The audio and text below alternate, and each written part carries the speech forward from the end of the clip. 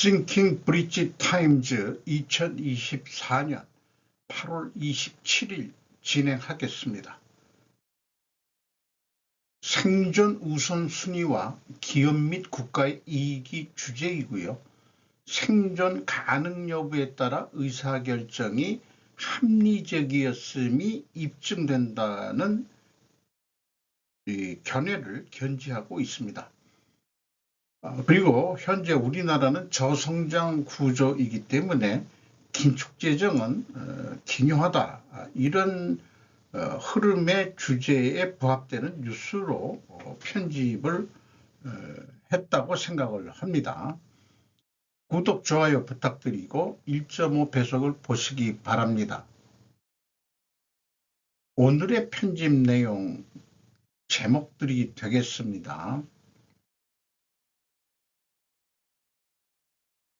편집 내용이 다소 많습니다. 첫 번째, 제가 좀 작성해 본 글인데요. 최근에 이 건강이 약간 안 좋아져서 병원에 대한 경험 등 생각을 해본 내용입니다. 대기, 휴는 생활의 필연인가? 대기는 시간이 여유 있는 늑다리에게는 별 상관없는 것일까?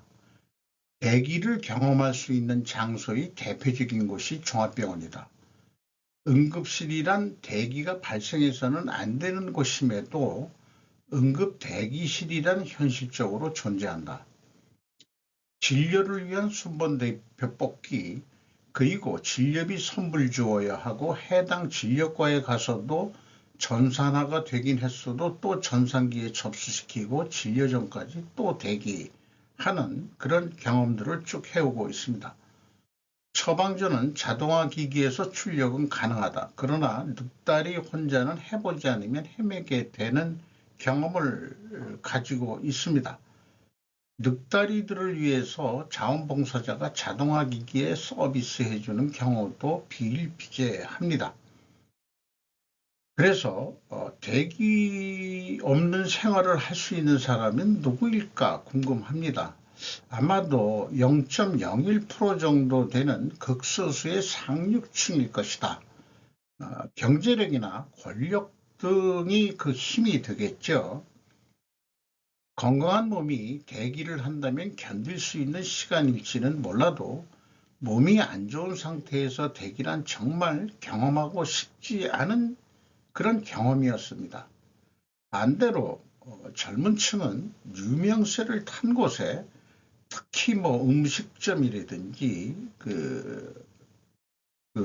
고가품, 럭셔리 제품들, 이런 신제품 출시에 긴 장사진을 치면서 경험을 즐기고자 기꺼이 대기를 하고, 또 유명 연예인의 공연 때 텐트까지 치면서 밤샘 대기를 하는 그런 것을 즐기기도 하죠.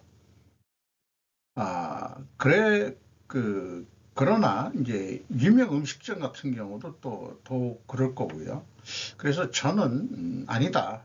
늑다리가 한번 돼봐라. 늑다리는 한가한 식당을 찾아 식사를 즐겨야 할 것 같다 하는 생각이 들어갑니다. 저의 이런 생각이 집착은 아니겠지라는 또 생각을 해보게 됩니다. 최근에 대기에 대한 재미있는 기사가 있습니다. 코스트코가 오키나와 남성 창고점 개업 1000명 이상의 행렬 예정보다 3시간 앞당겨 오전 4시 반 오픈, 오키나와 첫 상륙했다. 이게 류쿠 신보니까 류쿠 오키나와 신문이네요. 미국계 회원제 슈퍼 코스트코의 오키나와 난조 창고점이 24일 오전 개업했다. 오키나와 현에서의 진출은 처음으로 전국 35개 점포째 새벽부터 1000여 명 이상의 줄이 늘어섰고, 예정보다 3시간 반 이른 오전 4시 반경에 영업을 시작했다. 인근에서는 이른 아침부터 정체가 빚어지고 있다. 오전 7시가 넘어서야 입장할 때까지 5시간 대기라는 간판도 보였다. 1만 503 평방미터의 창고형 매장에서 음식료품, 의류, 가전, 일용품 등 3,500여 점을 취급한다. 24일 아침 오픈부터 기다리는 이용객이 줄을 서기 시작해 24일 오전 3시 반에는 800대 이상의 주차장은 거의 빈 곳이 없는 상황이었다. 이런 것을 하고 있는데요. 코스트코 매장 안에 사진을 찍어서 소개를 하고 있습니다.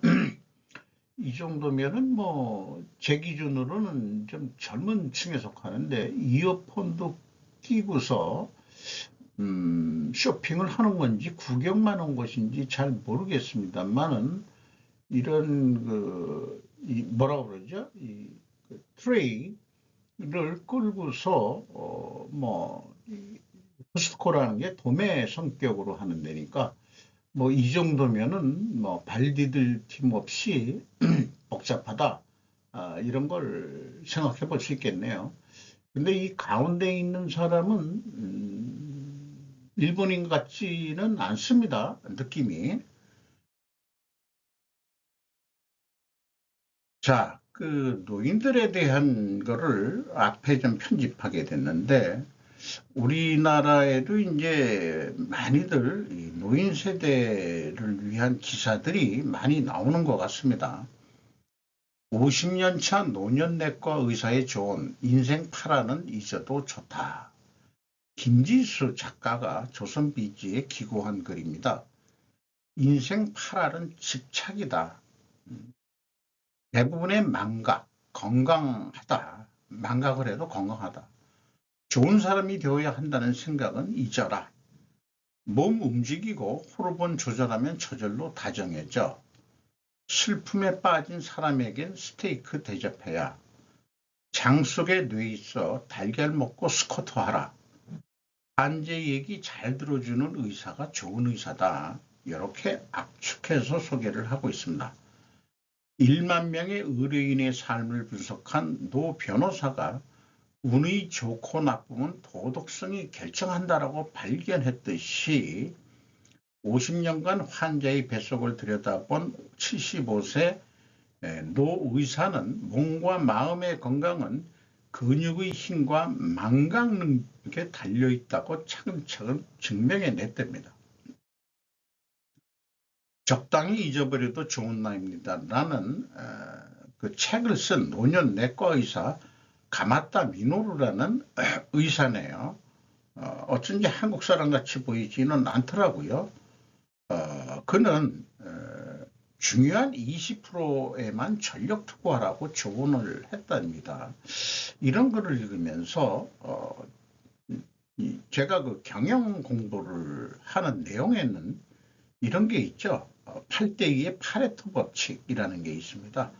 여기서도 확인할 수 있게 된 것인가 라는 느낌을 받습니다. 기업 경영이나 어떤 일을 처리하는 데 있어도 파라하는 그냥 노멀한 거니까 그냥 내비둬라. 그리고 이할에 중요한 거를 집중해서 해라. 그래서 어떤 사람들은 그걸 ABC 관리라고도 하고 모든 것을 신경 쓰면은 그것은 히스테리이지. 그래서 히스테리적으로 경영을 하면은 될 것도 안 된다. 모든 것을 잘한 거에 합의, 전체 합의다라는 그런 게 원가 세계의 생각이죠. 그런 원가 세계의 생각들, 조직 생활을 한 사람들은 결국 자기 삶도 원가 세계처럼 모든 것을 잘한, 더한 것이 나의 삶이다 하니까 이분도 결론은 뭐냐 그러면은 원가 세계 회계라는 용어로 표현을 한다 그러면은 모든 게 중요하지 않다. 노멀한 것은 그냥 내비둬라.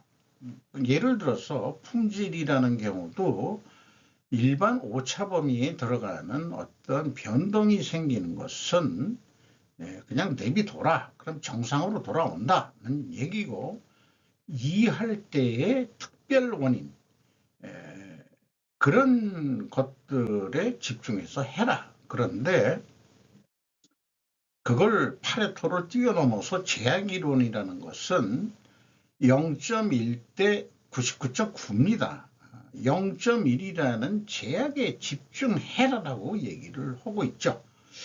자, 제가 이런 경영을 배웠으면서도 제 건강에 대해서는 미처 간과했었다.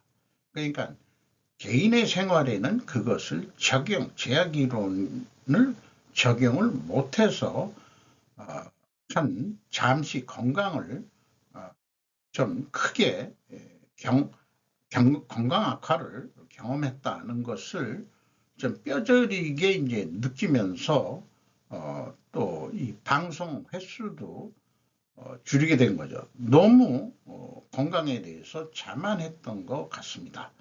이런 반성의 시간, 또 나이가 먹어서도 뭐 깨우치고 계속 배워야 된다는 그런 유의 생각들을 갖게 됩니다.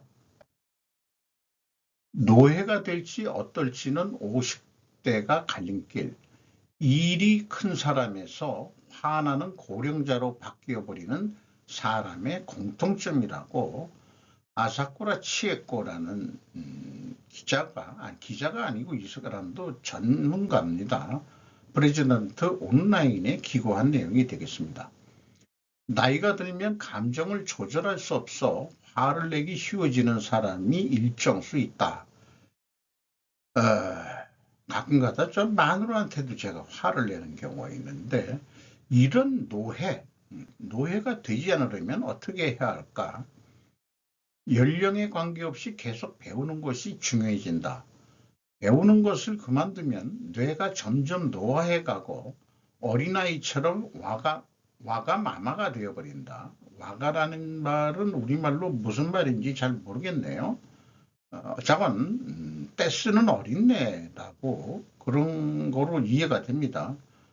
터닝 포인트가 바로 50대다 그렇게 얘기를 하고 있는데, 우수했던 사람이 나쁜 의미로 변해버린다. 배움을 이어가는 자는 모두 젊다. 이것은 자동차 왕으로 유명한 헨리 포드의 말이라고 소개를 하고 있습니다. 과거의 성공에 영광에 도취되어 자신의 성공 체험을 덮어쓰지 못하고 몇 번이고 같은 얘기를 하며 다른 사람의 의견에는 귀를 기울이지 않는다. 전두엽이 노화의 감정을 제어할 수 없게 된다. 이렇게 소개를 하고 있습니다. 한마디로 계속 나이를 먹어도 배워야 된다는 것을 지속적으로 강조를 하고 있습니다. 살 차이 나는 젊은 친구들을 둔 효용성, 젊은 친구들을 하고 어울려라. 배움이란 자신이 미숙하다는 것을 아는 것이다. 일본은 선진국 제일 어른이 배우지 않는 나라라고 비판하고 있습니다. 지금 이대로 충분이라고 생각하면 끝이라는 생각을 한다는 거죠. 빠져버리기 쉬운 함정이 있다. 그것이 편향된 정보에 좌우되어 버리고 자신도 모르는 사이에 사상이 굳어져 버리는 것. 특히 한국 같은 경우에는 그 이념 이데올로기에 굳어져 가지고 아직도 우리나라는 사상 싸움들을 하고 있죠. 특별한 나라죠. 전 세계에 이념 이데올로기로 나눠져 있다라고 지금 그렇게들 표현하는데, 이것이 좀 생각이 바뀌어야 될 것 같습니다. 이념 대립이 아니고 아마 이제는 다른 대립이라고 생각을 합니다. 북한은 공산주의 이념이라고 보기에는 이제는 좀 다르게 해석을 해야 되지 않겠냐. 제가 평소에 해온 생각처럼 북한은 3대째 김씨조선으로 회귀했을 뿐이다. 이렇게 얘기를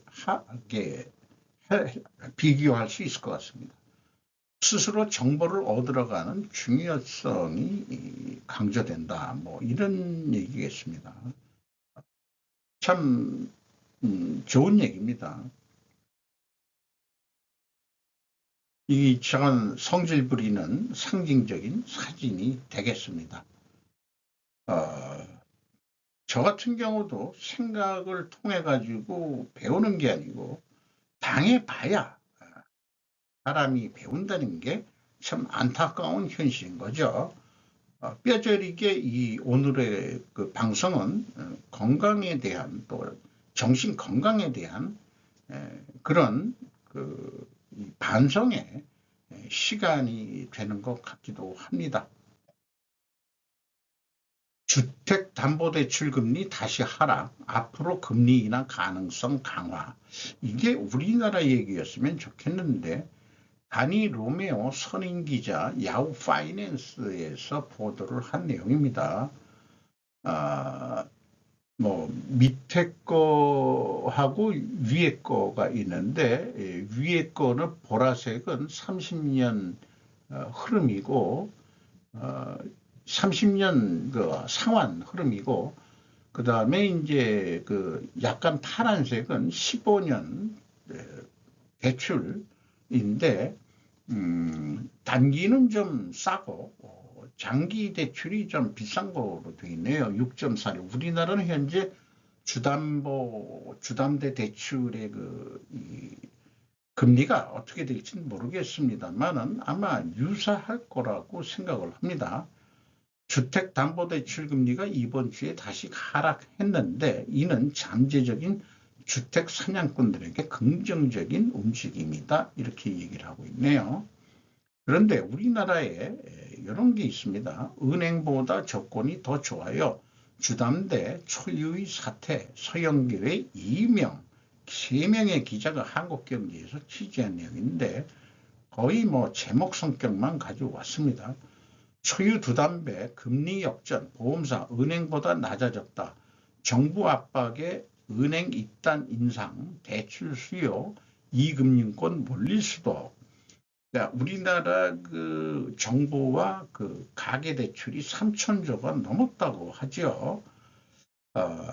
그래서 특이하게 내수 소비는 줄어들고 있는데 유독 수도권, 서울 지역에만 인구가 편중되어 있어서 그런지 평생의 소원이 젊은 층들도 영혼까지 끌어서 대출을 받아서 똑똑한 한 채에 대한 욕망은 우리 젊었을 때나 지금이나 변함이 없는 것 같습니다. 그러니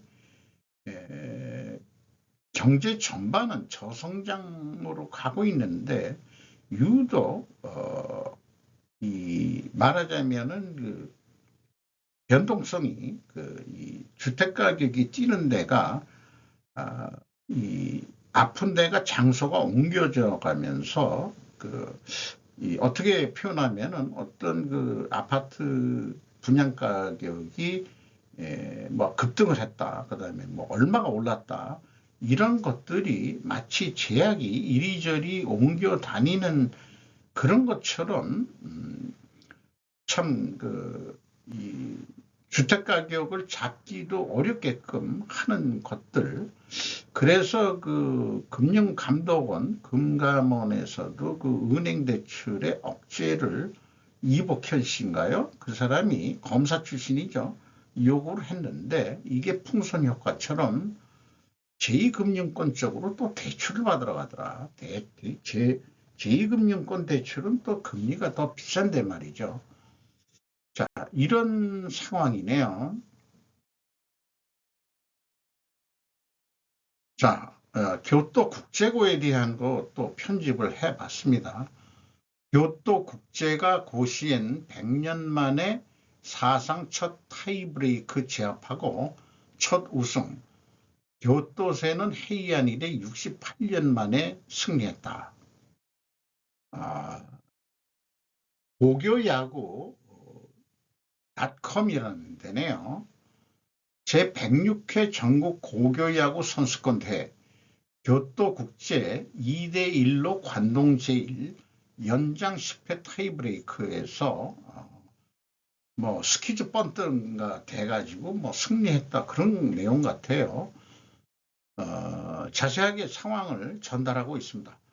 교토가 연장 10회 타이브레이크의 끝에 간토이치 히가시 도쿄를 꺾고 봄, 여름 동안 첫 우승을 완수했다. 교토세로서는 1956년 헤이안 현 유단위 다이헤이 이래 68년 만에 여름의 고시엔에서 우승을 완수했다. 0대0으로 9회가 끝나고 결승에서는 처음이 되는 연장 타이브레이크에 돌입. 연장 10회 초 무사 만루에서 밀어내기 볼넷으로 1점을 뽑자 희생비로 두 번째 골을 뽑았다. 선발 나가자키 류세이 투수 3학년인데 간토인치 타선을 9회까지 무실점으로 막아냈다. 거의 뭐 투수전이었다고 볼 수 있겠네요. 10회 때부터는 니시무라 가즈키 투수 2학년이 등판해 간토이치의 반격을 1점으로 봉쇄했다. 연장 10회는 1점 차로 1사 만루와 절체절명의 위기를 극복한 2학년의 니시무라는 나가자키 씨에게는 부탁한다 라고 말해 마운드에 올랐다. 나가자키 씨는 자신을 높여주는 존재입니다 라고 선배의 말에 용기를 얻었다. 고막기 감독은 치열했습니다. 어쨌든 아이들이 훌륭했다라고 우승한 나인의 모습을 눈에 담고 있었다라고 진행 사항을 소개를 하고 있네요. 고시엔대 교토국제고 차별투고 교토지사 삭제 요청 한국어 교과 등의 욕설 잇따르다.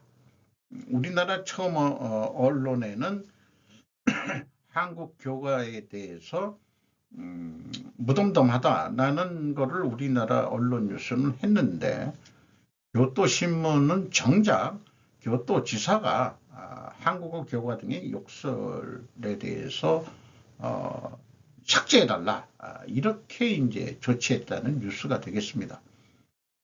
교토부의 니시와키 다카토시 지사는 23일 정례 기자회견에서 전국 고교야구 선수권에서 우승한 교토국제고를 둘러싸고 인터넷상에 투고된 민족차별의 악플 4건을 삭제하도록 4건이면 그렇게 많은 것 같지는 않네요.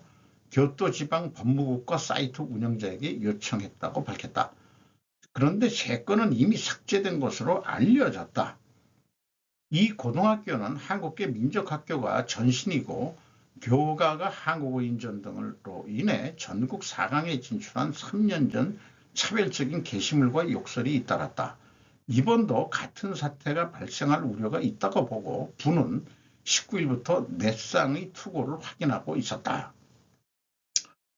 참 상식이 있는 사람들이네요. 보니까 코멘트에는 민족차별이나 모멸적인 내용이 포함되어 단문 투고 사이트의 X 등에 투고되었다고 해 부는 23일까지 교토지방법무국과 사이트 운영자에게 사퇴 요청을 지시했다. 고시엔구장의 알프스 스탠드에서 결승을 관전한 니시와키 지사는 차별적인 투고나 비방 증상이 상견된다. 있어서도 안 되고 용서받을 수 없는 행위라며 차별적인 게시물을 엄격히 자제할 것을 당부했다. 이 댓글 하나를 소개하고자 합니다. 고교 야구나 교과의 언어와는 관계없이 어째서 이 내용의 교과인데도 일조교로서의 인정되고 있는지가 의문이지만 일본 정부 국민으로서는 일본해를 동해라고 호칭한다고 하는 주장은 수용 가능한 것일까? 정부는 유엔 지명표준화 회의에서도 남북한이 일본해와 동해 병기를 제한한 데 대해 일본해가 유일한 호칭이라고 주장하고 있을 텐데, 자, 좀 합의를 봐서 병기를 허재든지 이런 식으로 해야지. 동해는 솔직히 우리나라 쪽에서는 동해고 일본 쪽의 동해는 태평양이죠. 그게 이제 동서남북으로 우리나라 기준, 한반도 기준에서는 우리는 황해를 서해라고 하고 또 남쪽은 남해바다라고 그렇게 얘기는 하죠. 북해라는 건 없죠. 대륙으로 연결되어 있으니까. 그래서 공룡에서 살라고 그러면은 합의된 표현이 중요하지 않을까. 음, 제 기억으로는 청해라고 자라고 우리나라에서 제한한 적이 있답니다. 푸른 동해 바다니까 청해라고 짓자. 그런데 이 청해라는 또 용어는 중국에도 쓰는 용어들이 좀 있습니다. 뭐가 좋을지는 모르지만은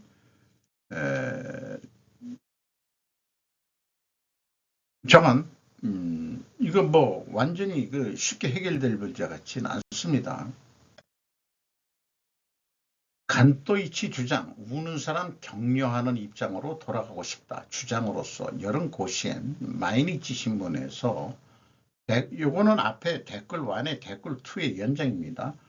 고야연을 포함해서 관련된 어른들이 이렇게 되기 전에 제대로 한 번은 협의하지 않으면 안 되잖아요. 이럴 줄은 알았잖아. 학생들을 지키기 위해 무엇을 할 수 있을까? 무엇이 안전한가 등을 생각하고 있었나? 그걸 위한 어른 관계잖아요. 어차피 우승 같은 건 안 할 거고 일을 크게 할 일도 없을 거라고 생각했겠지. 교토국제고가 일본 조직은 과제 미루는 걸 좋아하거든요. 이렇게 또 꼬집네요. 간토이치 히카시 도쿄는 교토 국제 연장 10회 타이브레이크의 끝에 1대2로 져 첫 우승은 되지 않았다. 간토이치 다카하시 테페이 주장의 말로는 상대 투수진은 하나의 구정을 의지하지 않고 균등하게 사용하고 있었다. 노리는 공을 좁히지 못하게 하는 배구였다. 똑바로 구속 이상의 조각이 있어 공략할 수가 없었다. 번트 안타 내야 5명 시프트 탄생 100년 고시엔에 넘친 용기라는 또 조일신문의 또 제목 뉴스도 있습니다. 이것은 아마 마지막에 번트를 대는 장면인 것 같습니다. 우승을 하는데 무사 말루에 번트를 대서 밀어내기로 2대1로 승리하는 순간인 것 같습니다. 교토 국제고의 우승, 한국에서는 단번에 주목도 업, 대통령이 코멘트, 인터넷에서는 놀랍고 딥한 분석도, 요시자키 에이지니어로 작가가 기고한 그림 모양인데요. 23일 경기 후 한국의 윤석열 대통령이 메시지를 남겼다. 전국 고교 야구 선수권에서 첫 우승을 차지한 교토 국제고에 관한 것이다. 이 학교는 제1교포를 위한 민족학교였지만 2004년 일본 학생도 모집하기 시작한 것으로 알려졌다. 윤 대통령의 발언은 계속되고 있다. 어려운 여건 속에서 이룬 기적 같은 쾌거는 제1동포들에게 긍지와 용기를 주었습니다. 야구를 통해 한일 양국이 더 가까워지길 바랍니다. 포털 사이트에서도 다수 상위권에 진입, 교과 관련 제목 많이 있다. 코어팬 뒷분석 이런 것들을 소개를 하고 있고, 한국에서는 한국 내 야구 인기는 1970년대 자국 고교 야구부터 시작됐다. 지금은 없어진 동대문 야구장 등에서 큰 주먹 아래 열전이 펼쳐진 것이었다. 당시 한국에서 많은 야구 만화가 출판되었는데 그 만화들은 일본 고시엔을 소재로 한 만화가 영향을 상당히 받은 것이었다. 특히 80년대에는 아다치 미츠루 선생의 영향이 컸다고 봅니다. 전 한국 스포츠 데스크 최민규 씨의 말을 인용을 했습니다. 우리나라 JTBC 뉴스에서 방송을 한 내용도 편집을 해봤습니다.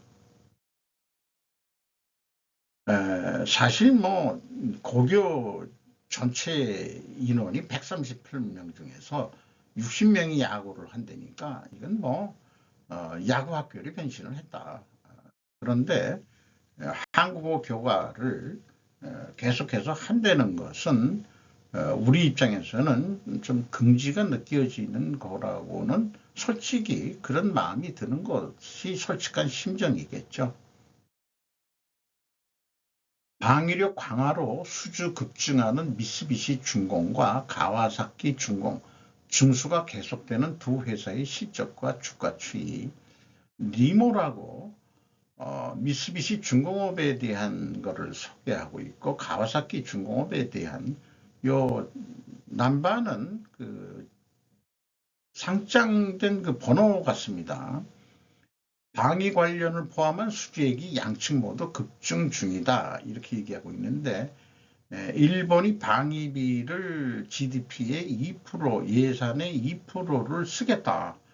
2%라면 참 그렇게 작은 건데, 유럽에서도 2% 이상 쓰겠다, 이렇게 되는데, 방위비의 2%라면 현실적으로는 큰 금액인 모양이에요.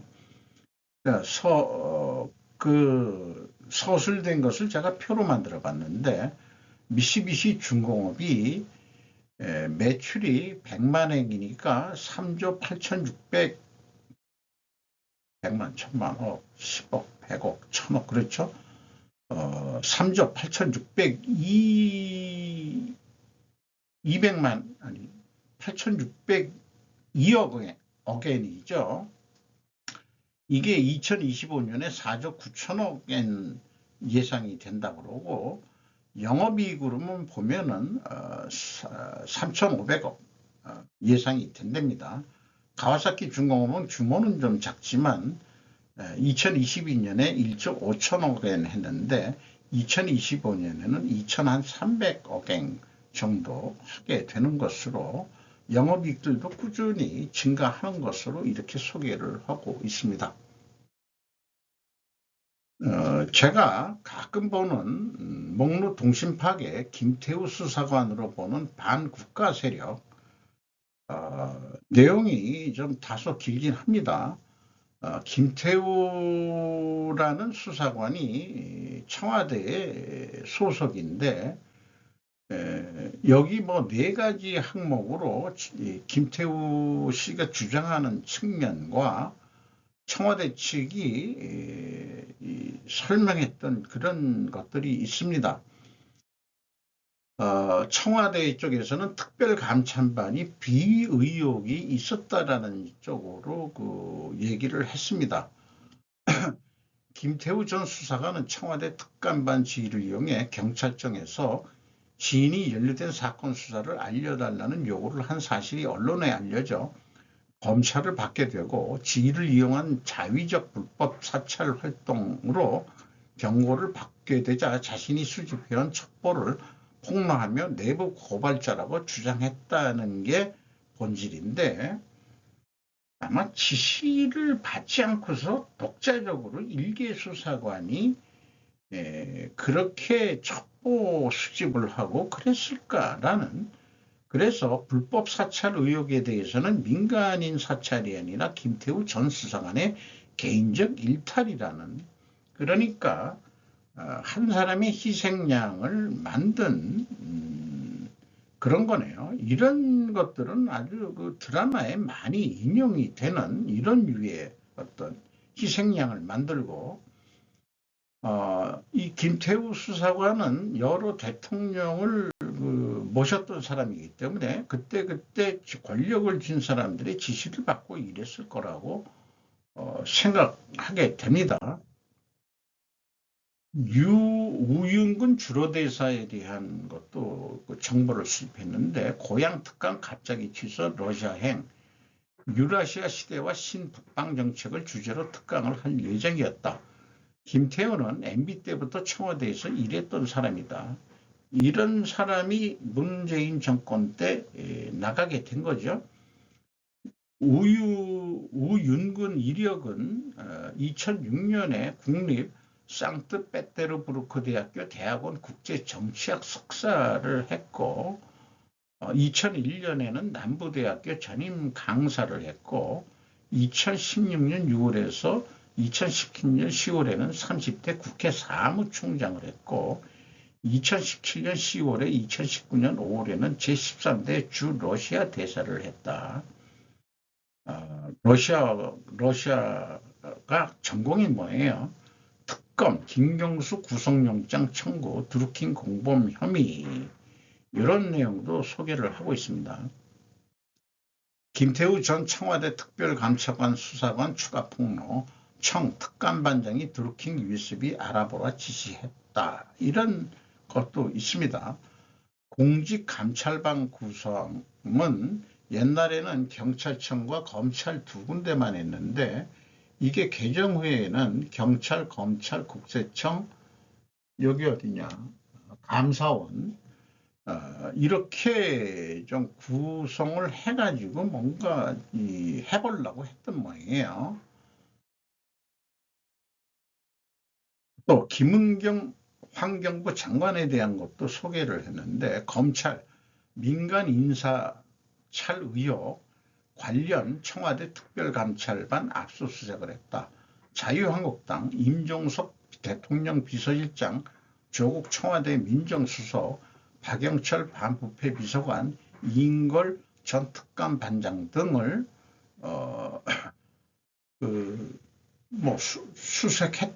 수사하라 이렇게 요구했던 모양이죠. 환경부 블랙리스트를 작성했다는 게 이런 뉴스가 있었던 게 기억이 납니다.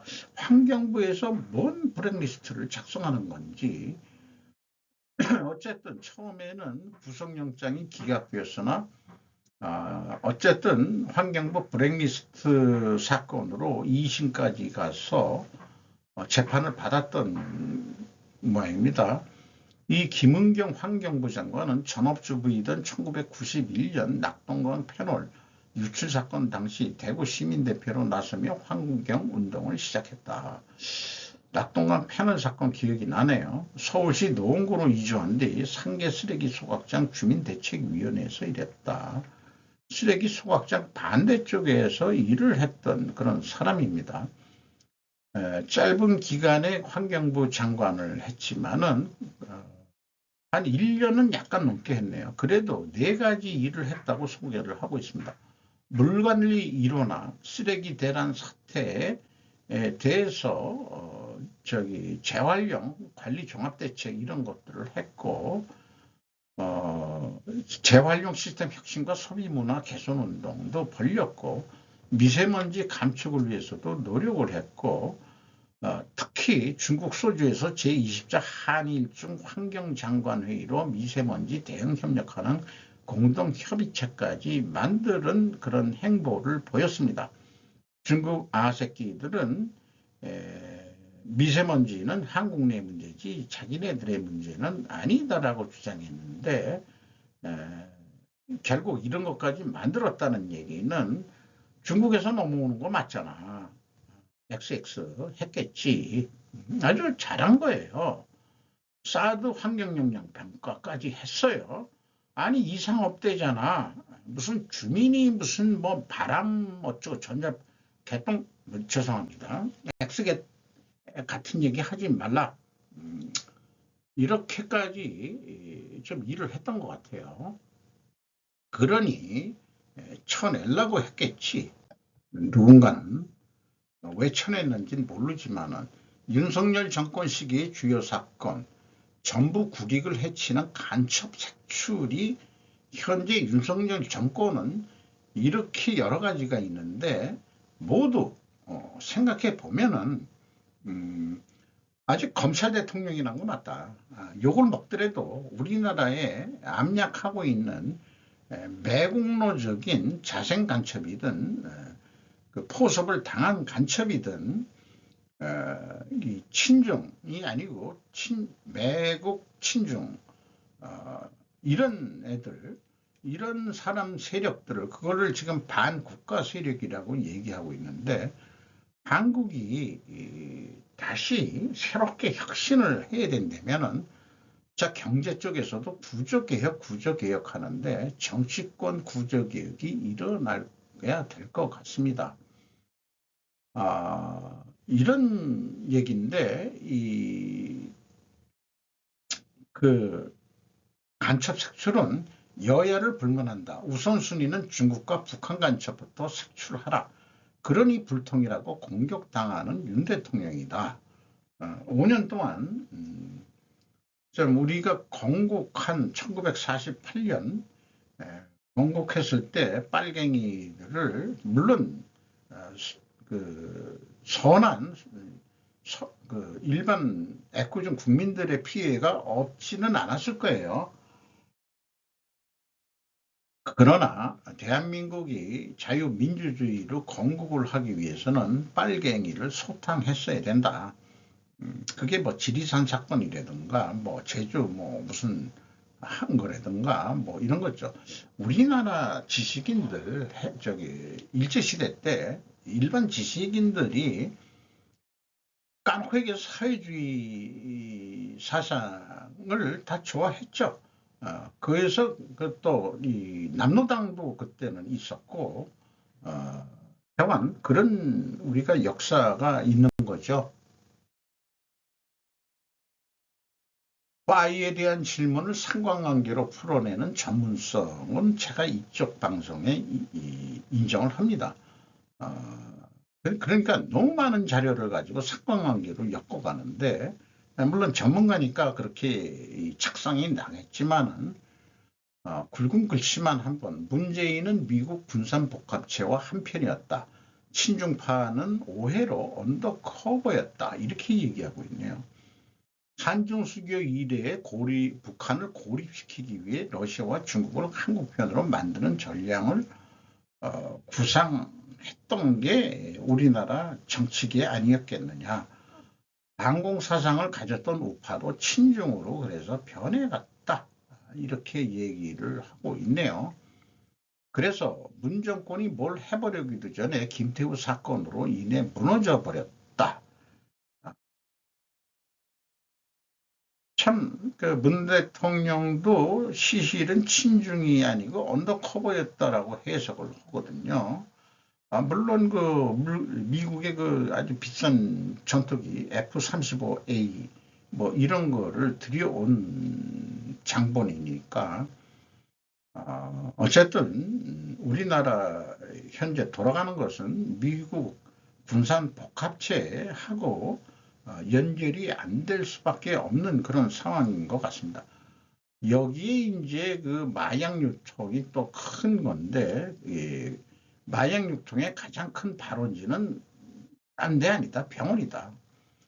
이렇게 얘기를 해보니까 지금 현재 기득권 의사들이 거기에 관여를 하고 있지 외형적으로는 이제 진통제 뭐 이런 거로 표방을 하고 있겠죠. 그러니 이런 첩보가 들어가니까 저거를 싹 물갈이 해버리지 않으면은 이 병원을 통한 어떤 진통제 성격이나 뭐 이런 게 국내 이런 게 문제가 될 것 같다. 마약과의 전쟁까지 선포를 했으니까 그러니까 총선이 있기 전인데 총선이 있음에도 의대 정원 확대라는 무리수를 두는 이유는 알아먹어라 니들.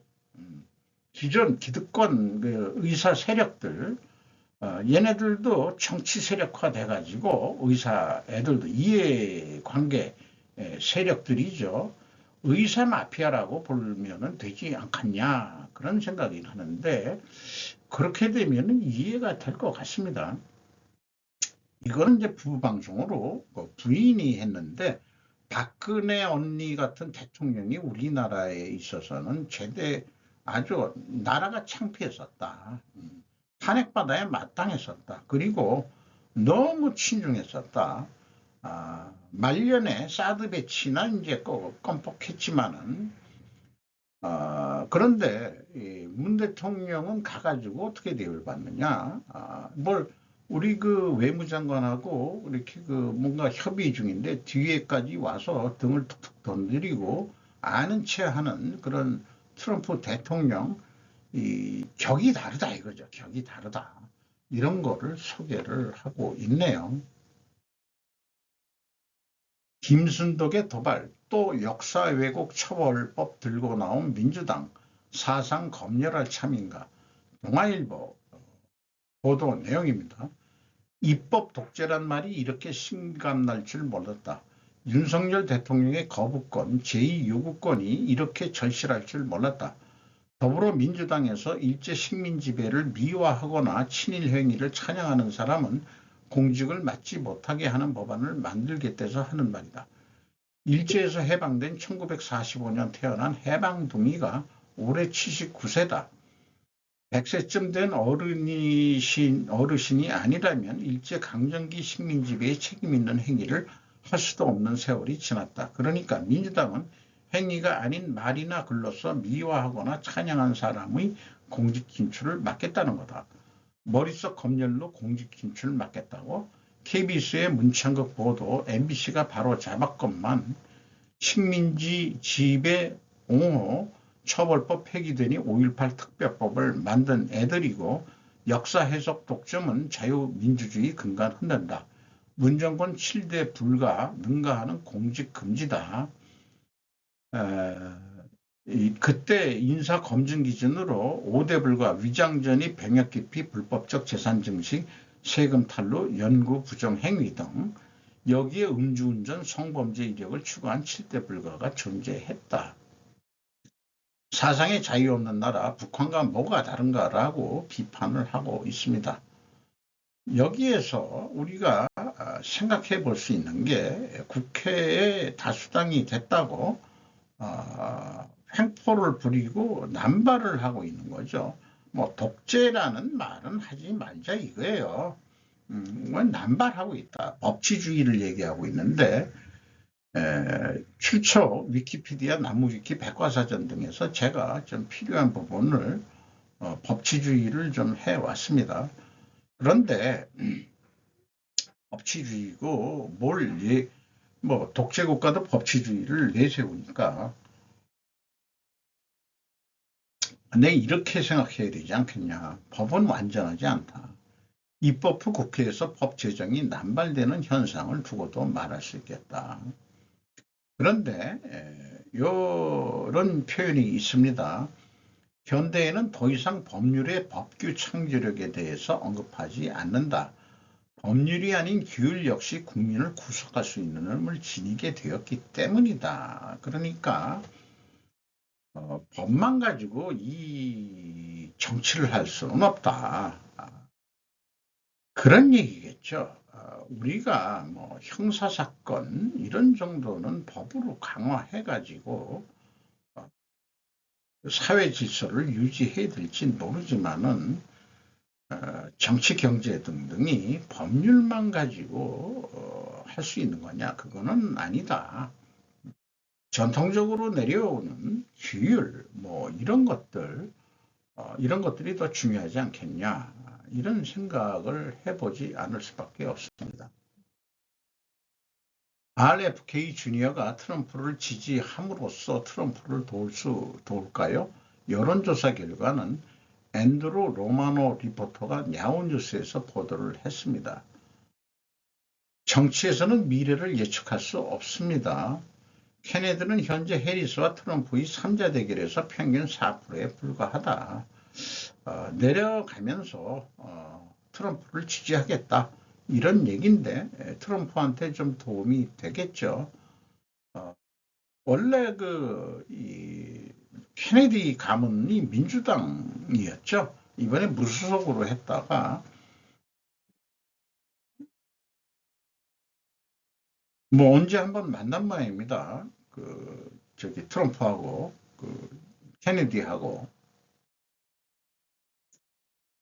거대 전함 있으면 미군 이길 수 있다고 믿었다. 세계 최대 전함 야마토 극비리에 만든 일본 해군 대오산이라는 제목으로 왜 일본 해군은 세계 최대의 전함 야마토를 건조했는가? 함대파와 조약파에 의한 주도권 다툼이 있었다. 해군 군령부의 대번역이라는 말로 소개를 하고 있고요. 야마토형 전함 건조계획 담당 기술장교에 대한 얘기도 소개하고 있고 완성이 된다면 미국을 이길 수 있다고 확신했다. 조선에 관해서는 아마추어나 다름없는 일자관의 사견 가지고 했다 그런 얘기예요. 뭐 이렇게 돼 있는데 그 반대하는 입장에서는 함대 결전에서 이제 항공 전력으로 전쟁의 양상이 바뀌어가는데 지금 옛날 그 러일 전쟁이나 청일 전쟁 등의 해군력 이런 거가 아직도 못 벗어나느냐 이렇게 이제 또 반대파가 있었다는 거예요. 이게 이 야마토 전함을 건조 중인 상황의 사진인 것 같은데 지금 봐서는 뭐 그렇게 그 큰 배 같지는 않습니다만 여기 사람이 이렇게 좀 보이네요. 이 정도가 세계 큰 전함이었는데 이게 그 18인치 포인가 그렇게 대형 포라고 합니다. 그런데 결국은 만들어버리면 싸울 수 없다고 말할 수 없다.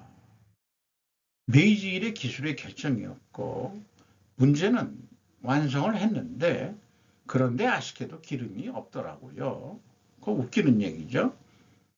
전함 야마토가 계속 온전된 배경에는 세계 3대 바보 그것은 만리장성 스핑크스 그리고 전함 야마토다라고 말했다. 항공 참모가 대장선 예산 사정 통과시킨 꼼수도 있었다. 그런데 댓글에 참 재미있는 얘기가 있습니다.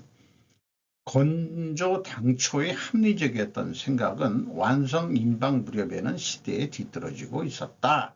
결과는 그렇게 된 거 아니냐. 그러니까 제 싱킹 스리크 타임즈에 생존 가능 여부에 따라 그 의사결정이 합리적이었음이 증명된다 했기 때문에 의사결정을 한 당시는 그것이 합리적이었는지 아닌지는 참 가리긴 어렵다. 그러니까 어떤 결과를 봐야 되느냐 예측을 한다 그래도 생존 가능성이 있느냐 전함으로서 인간의 생명으로서 한국이 생존 가능성이 있느냐 이 의사결정이 이런 거로 봤을 때 그것이 합리적이 될 것이다. 그런데 합리적이었다고 생각한 그런 여러 가지 입법행위나 정책 등이 뒤돌아보면은 생존 가능하지 않았다는 것으로 된다면 그것은 잘못된 의사결정이었다라고 해석을 할 수밖에 없는 거죠. 그래서 생존 가능 여부에 따라 합리적 의사결정이었음이 증명된다. 그리고 태평양 전쟁은 솔직히 미국이 일본의 석유 수출 금지를 하자마자 태평양 전쟁이 발발해가지고 또 일본이 동남아, 인도네시아, 석유 뭐 이런 나라들을 침범한 석유를 확보하기 위해서 미국은 그때도 석유를 팔았었다 그런 얘기네요. 미국에 의존했었는데 이게 이제 일본이 너무 제국화돼 가니까 그거를 견제하려고 했었죠. 2차 대전 때 한 번 당하고 영원히 계속 그 밑에서 지배를 당하고 있는 거죠. 일본이. 한국과 중국 헤어지는 길 특파원 칼럼 최현중 특파원인데 한겨레에서 이런 제목을 했는데 딴 게 아니고 그 중국 대학교에 한국학과 학생들이 줄어들고 있다는 얘기예요. 그리고 2022년 집권한 윤석열 정권의 대미 편향 외교와 중국에 대한 강경 발언은 양국관계를 더욱 냉각시켰다 하는데 제목은 마치 뭐 객관적인 것 같지만 요거 하나 보면은 대미 편향 외교라고 그랬는데 그러면은 그동안에는 그 편향이 아니고 균형 외교를 했냐 딴 정권 권력자들은 그거 아니지 않냐. 지금도 우리나라는 매국노적인 친중 정치인 아새끼들 때문에 나라가 생존을 못할 지경까지 가고 있다고 예측이 되는데 한겨레가 거기에 편향하듯이 편승해서 대미 편향을 한다. 그러니까 한겨레 애들은 대중 친중 언론이라고 볼 수밖에 없는 것 같습니다. 다행스러운 것은 중국에서 전공으로서의 한국 인기가 저조한 것과는 달리 취미로서의 한국어 학습은 상당히 인기가 많다는 것이라고 또 이렇게 조정 표현을 했습니다. 2030년 이후 한중 관계가 어떻게 될지 예측하기는 불가능하다. 그간의 대중 친중 평양 외교는 괜찮고 미국 편향 외교만 문제인가? 중국 해체된 후를 예측해보는 것은 어떠하냐? 뭐 지정학자 피터 자이언도 자기의 개인적인 소망이라고 얘기하는데 저의 꿈은 중국 해체입니다.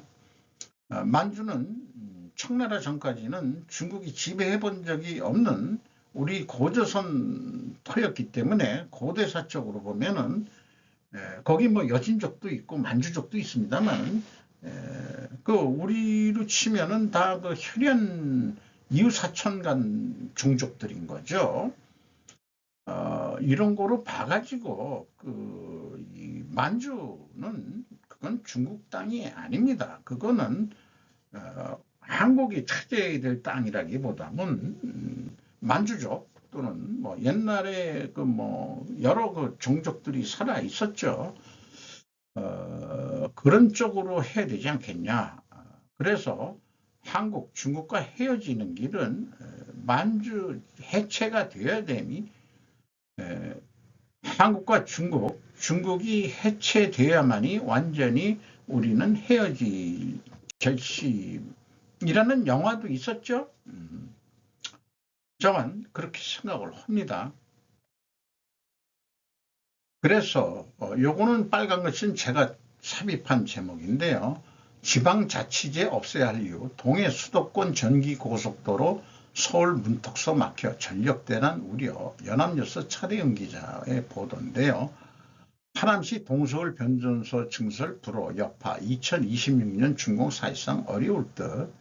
이게 용인의 그 반도체 클러스터 만든다고 해서 전력이 필요한데 동해에서 만든 그 전력이 넘어오는데 하남시 애들이 반대했다는 얘기예요. 지역 주민 반대 등을 이유로 들었다. 그러면 100%가 반대했냐? 이거 지자체 하는 그 하남시가 아마 그 민주당 떡도 민주당 세력이죠. 하남시도 아마 제가 알기로는 그런데 이 지역이 대충 어디쯤인지 저는 알고 있어요. 다만 이게 그런 거 질라 그러면 뭔가 대가 내놓으라고는 배짱인 것 같습니다. 돈 내놔라. 이런 거 아닐까 싶습니다.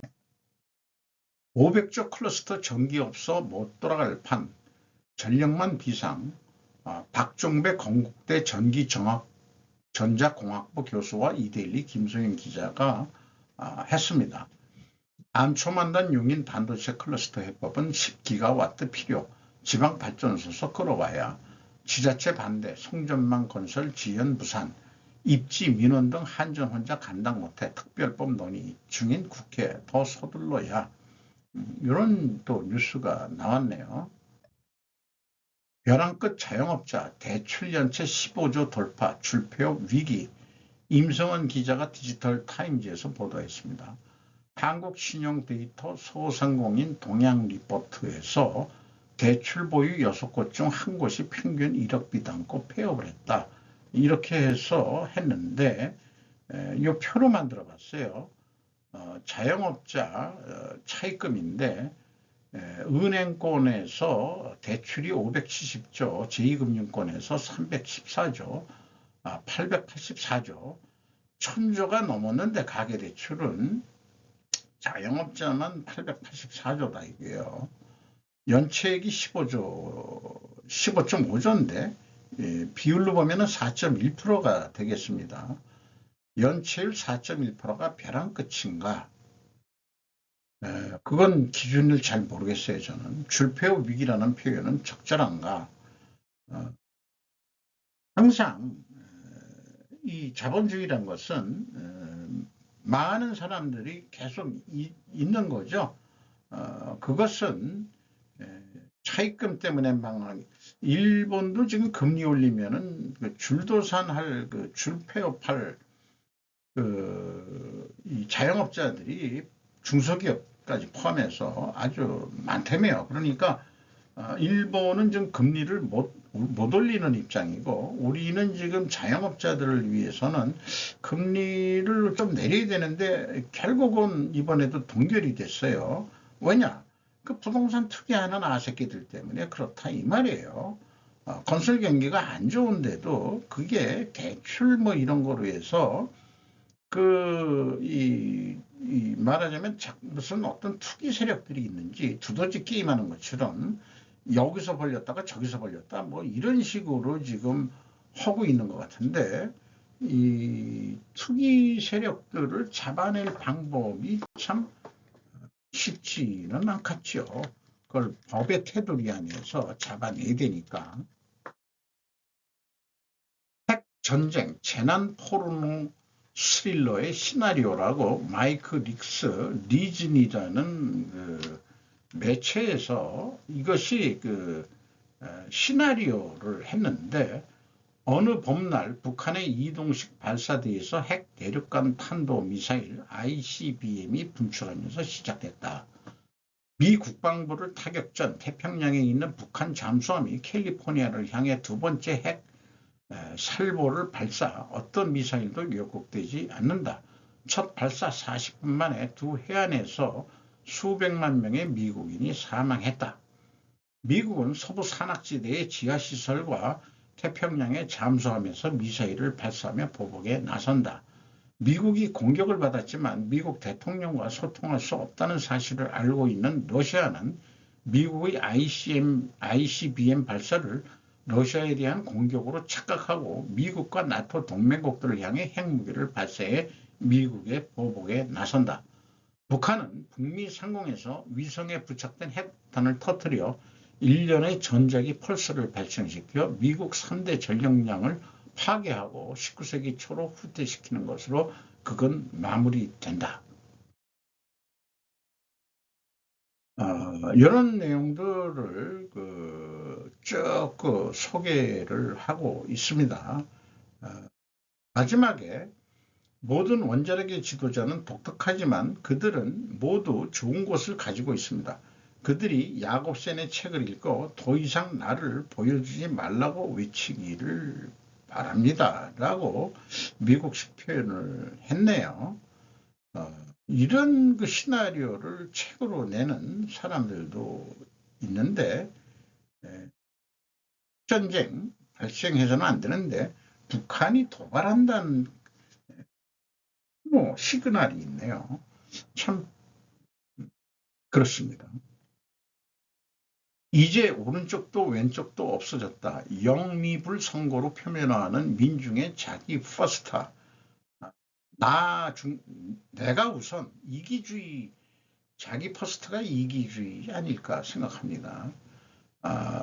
머니 퍼스트에서 했는데 이 경영 컨설턴트 오마이 게니치 씨는 익히 수십 년 전에 이미 이름을 들어본 사람이고 미국 맥킨지 그룹의 컨설턴트로 활동을 한 거로 알고 있습니다. 이데올로기로 갈등하는 시대는 완전히 끝났다. 이렇게 얘기를 하고 있고 미국 대통령 선거가 지금 풍운을 예고하고 있다. 유럽에서의 모든 문제의 근원은 2020년 말 보리스 존슨 총리가 진행한 브렉시트 EU 이탈이다. 이렇게 얘기를 하고 있고 영국에는 의료비가 무료가 되는 국민보건 서비스가 있지만 의사와 간호사의 부족으로 진료 대기 시간이 6시간. 아까 진료 대기 시간 제가 얘기를 했죠. 수술 예약은 반년 이상이나 앞섰다는 등의 보도가 나오고 있다. 그러니까 기다리다 죽는다 이 말이에요. 보편복지면 뭐하냐 이거예요. 선별복지가 돼야 된다. 프랑스도 지금 안 좋죠. 미국 분단은 근데 미국 분단은 양극화가 아니다. 대립이 아니고 그런 것이 아니고 이제는 빈곤 실업이라고 하는 가까운 문제로부터 자신들의 생활을 지켜주면 지지를 하는 거다 이게요. 이데올로기로 우리를 뭐라고 얘기하지 말라오. 이런 얘기 있죠. 자기 최우선, 자기 중심. 그걸 이기주의라고 봐야 되겠죠. 자본주의는 이기주의 아닙니까? 솔직히 인정할 건 인정해야죠. 이기주의를 하면서도 이타주의는 나올 수 있는 거예요. 예를 들어 공화당의 트럼프 전 대통령 안반 지지층은 자본가가 아니라 이제는 중소부 러스트벨트의 노동자, 이른바 푸어 파이트, 백인의 저소득층이다. 포퓰리즘 앞에는 파탄이 그런데 기다리고 있다. 한국은 이데올로기 이념 대립에서 벗어나야 하는가? 한국의 분단도 양극화가 아니다. 지금 돌아가는 꼴들을 보면은 여야 이권 챙기기가 목적인데 다 명분으로 이데올로기를 내세우고 언론을 조작해가지고 이념 대립을 만들게 해가지고 자기네들 정권 유지에 정치 생명 유지에 이용을 해먹는다. 그러니까 일반 국민들은 거기에 휘둘리지 말고 좌우로 자꾸 갈르는 대립에 휘둘리지 말고 중심을 잡아야 된다는 얘기. 자, 이런 생각들이 국내 아까 그 목로에서도 얘기를 하고 있는 겁니다만 이렇게 그 상식적이고 지식인의 사고방식이 언론에서 안 알아주고 있죠. 지들하고 안 맞는 거죠. 그러나 일본은 오마이 게니츠라는 이런 사람이 우리나라 지금 이 사람이 주장하는 거 그대로 얘기하는 사람이 국내에 김정민 박사죠. 그 인정학계나 뭐 이런 사회에서 제대로 인정을 안 하려고 그러죠. 그걸 인정하기 시작하면 지들이 먹고 살 길이 없어지니까. 다 먹고 사는 문제입니다. 그러니까. 안병진, 뉴라이트가 매국 북실태 목도한 친북주의자의 자기반성서 출발. 김인덕 기자 조선일보에서 자기는 극우도 친일도 아니다. 북한은 공산주의의 못도 아니고 김일성의 주체사상을 신봉하는 노예체제라는 걸 확인했다. 이거 제가 3대째 김씨조선이라고 얘기하는 거 뭐 저도 생각하고 있는데 그 안병직 교수가 이렇게 표현을 했네요. 우리의 근대화는 자생적으로 발전해 온 게 아니다. 이게 솔직한 거 맞습니다. 이렇게 얘기해야 됩니다. 억지와 왜곡이 나온 소모적 논쟁, 독도 선동은 자유의 행위고 바람수에 놀라지 말라. 안병직 교수에 대해서 소개를 하고 있습니다. 식민지 반봉건 사회론을 냈을 때는 좌파 진영이 대표 확대했으나 1985년 중진 자본주의론을 통해 대한민국의 경제성장과 정통성을 인정하게 됐다. 1987년 낙성대 경제연구소를 세웠고 2006년 뉴라이트 재단 초대 이사장을 지냈다. 뉴라이트 신보수네요. 뉴라이트가 매국노 친일 청산했다는 북한의 오늘을 보라. 이렇게 얘기를 하고 있네요. 하반기 민간섭이 살아난다. 내수 어려운데 한은이 자신한 이유는 저도 물음표를 붙였습니다. 김동찬 기자가 파이낸셜 뉴스에서 보도를 했네요. 민간소비 변동성 중 소비 관성이 88%, 계절 지출 등 기존 패턴 반복되는 소비, 이자 비용 등 소비 조정은 영향력 낮아 소비 관성 전망 시 민간 소비 개선세 지속. 자, 이게 그 추석을 염두에 두고 또 연말 크리스마스라든지 연말 특수를 보고 한은이 그렇게 얘기를 하고 있는 것 같은 느낌이 들어요. 하반기에 완만하게 개선된다 이렇게 얘기됐는데 여기 소비관성이라는 용어 제가 처음 들어봤는데 여기 이 소개를 하고 있네요. 저는 소비 조정을 하고 있을 수밖에 없는 그런 상황입니다. 근검 전략이라고 얘기를 하면 되죠. 근검 전략하면서 살 수밖에 없다.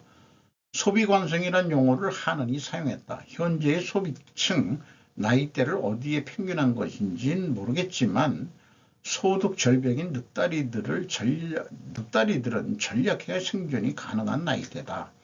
하느니 기업 물가 지수라는 것을 개발해 보기를 공고하고 싶습니다. 이치로 쌓아 올린 대한민국, 그러자 서서히 퍼지는 현상이 JTBC에서 관련 뉴스로 3천조 원 뚫은 채무, 나라 더하기 가계 모두 빚더미, 가계소비 줄여 관련 뉴스로 집값 들썩이자 청약 과열, 경쟁률 44개월 만에 최고, 원하는 회사가 없어요. 그냥 쉬는 청년 44만 넘어 역대급, 이대로면 한국인 멸종, 또 역대 최저 기록 찍었다. 출산율이겠죠.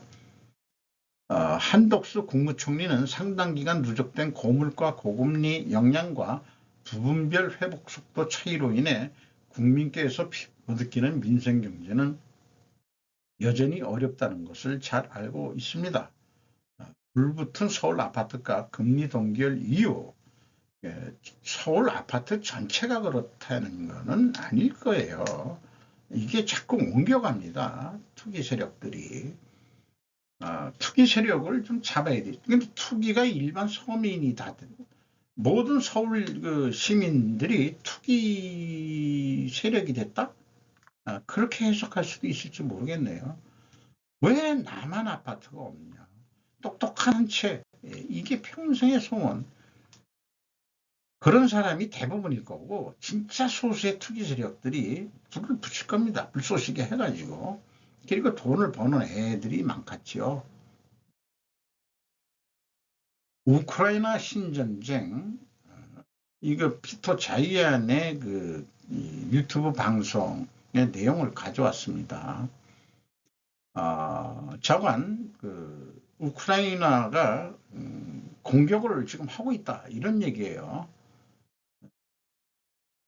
미국의 변화하는 공화당, 공화당이라면은 이제 자본주들을 대표하는 건데, 이제 공화당도 변하고 있다는 얘기고, 낙태, 국제적 개입, 기업과 노동의 균형 등 다양한 문제에서 공화당이 되는 것을 의미하는 바는 불과 몇 년 전만 해도 우습게 보일 만한 방식으로 변화하고 있다.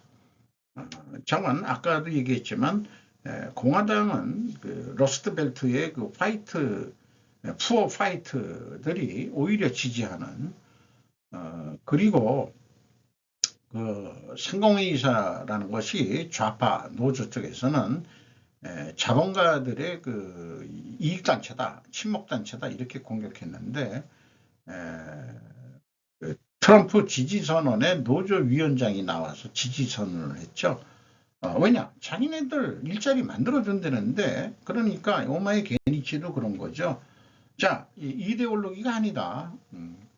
우리 먹고 살게 해줘야지. 그러면 찍는다, 이 말이죠. 이게 핵심일 것 같습니다. 이상 조금 길었습니다. 마치도록 하겠습니다. 1.5 배속을 보셨기를 바랍니다.